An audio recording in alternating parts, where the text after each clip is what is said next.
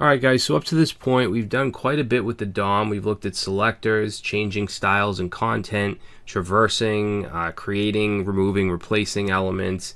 We've done all this within our code, but we haven't done any kind of interaction with the UI or with the web page. And this is where events come in. Okay, so we can listen for events on absolutely any element, anything in the DOM. So we're going to choose to add an event listener onto this clear task button, just so I can give you a quick example. Alright, so we first need to select it, so we'll use one of our selectors. We're going to use query selector, which is mostly what I'll use in this course. And if we look at the HTML, you can see that it has a class of clear tasks, so we'll just have to throw in here dot clear task or tasks. Okay, now we can add on to this and we can say add event listener. Alright, now this takes in two things. It's going to take in the actual event that we want to listen for, which is a click, and then it's going to take in an anonymous function like this, okay, a callback function. And this is whatever we put in here is what's going to happen when we run this click event on this object. Okay, so let's just do a console.log. And we'll just say hello world, and we'll save that. Okay, so now let's go over here and click. Now notice that you can see hello world. It flashes real quick down here in the console when I click. The reason that that's happening is some elements have default behaviors. For instance, a form will submit to a page, a link will try to redirect somewhere else. What's happening is if we look at the link here, it doesn't have any href, meaning that it's just going to link to the same page. Now, if we put a hash symbol in here, that's going to stop it from actually making the browser redirect. So if we go ahead and save that and we click clear tasks, now we can see hello world and it stays. But I want to show you that even if you have nothing in here or you have an actual link, like let's say google.com. Okay, so now if I click it, you will see the hello world real quick, but then it's going to redirect to google.com like it should. That's the default behavior. Now to stop that default behavior, we can pass into our function here, our callback, a parameter, which is going to be the event object. All right, we're going to look further into this event object, but what we can do with this is we can prevent the default behavior by calling the prevent default method like that. Alright, so even though this goes to google.com, which you can see if I hover over it, it says down here google.com, if I click it, it's not going to go. It's just going to log the hello world and then just do nothing after that, because we're preventing that default link behavior. Okay, but like I said, if we just have a hash symbol in here, then we don't even have to worry about doing that. Alright, now that still works. So in addition to just putting in an unnamed function as a second parameter, what I'm going to do is just copy this and comment it out. You can also put a named function. So if we get rid of this whole second parameter here, this function, and let's just say on click like that. So what that's going to do is when that event happens, it's going to look for a function called on click. Okay, and we can still pass in our event parameter, and then let's say console.log, and we'll just say clicked. So now if I save and we click the button, we get clicked. So I think that having a named function is much neater than just sticking an unnamed function in here like this. Now I want to take a closer look at the event object. So let's go ahead and comment this log out, and we're going to set a variable called val and just console log it down here. Okay, just like we've been doing. And I'm just going to set val equal to the event object so we can take a look at it. Alright, so we'll click, and you can see we get this object, and it has a whole bunch of stuff associated with it. For instance, the client X and client Y gives us the position of where the event happened relative to the window.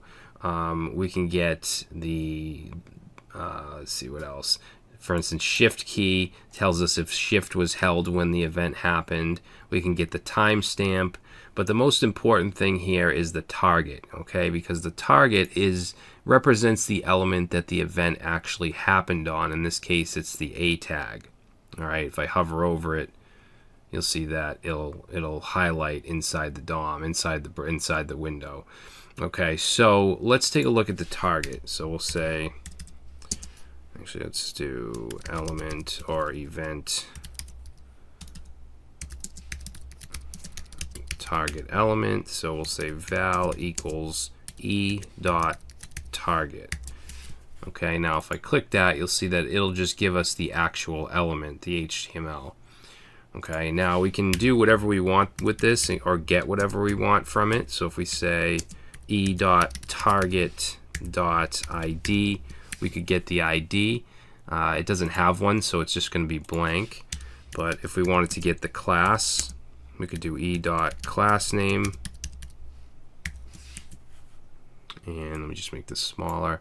Click it, and actually it should be target, e.target class name. And we get the three classes that are associated with it. Now, if we wanted to get these as a collection, what we could do is we could use class list.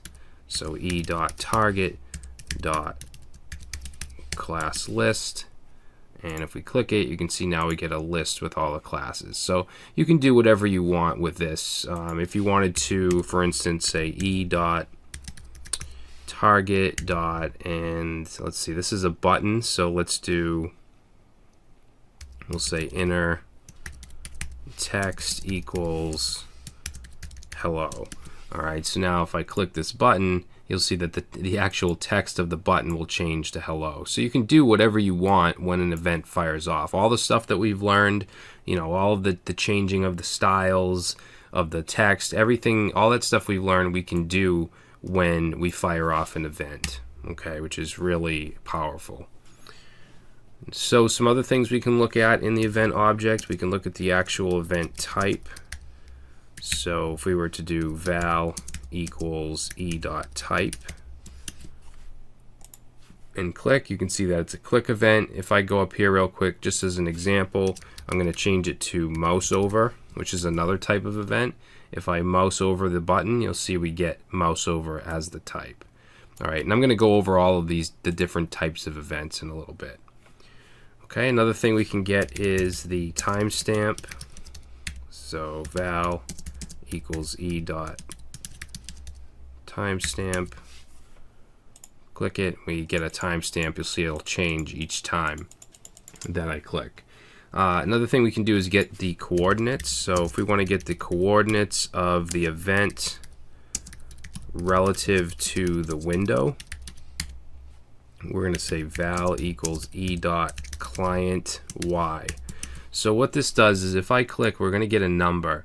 So this 540 here is the number of pixels from the top. We're on the y-axis, which is the vertical axis. If I go down to the very bottom of the button and click, it'll be a little higher. If I go up to the top, it'll be a little lower. All right, so it's on that axis. Now we can also get it from the x-axis, so the horizontal axis. So now if I click at the beginning of the button, you'll see 77. That's from here to here. If I go to the end, then it's going to be 216. All right, now we can also get the coordinates relative to the element itself. And we can do that with offset. So offset y and offset x. Okay, so for example, if I were to get the e.offset y, when I click, we get 18 at this spot. If I go to the very, very top here and click, that's 1. And down at the very bottom is 31. All right, and then a bunch of numbers in between. If we look at the x-axis, if I start at the beginning here of the button, we get 2. Okay, so this is from the button. This isn't from the window anymore. If I go to the end, then we get 140. All right, so we can get these different coordinates. So there's a lot of other stuff attached to the event object if you want to explore it a little more. But like I said, the target is really important, especially when we get into event delegation, which we're going to talk about in a few lectures from now. But what I want to do in the next video is just take a look at some of the different types of events, some of the different types of mouse events, and then we'll move on to keyboard and input events.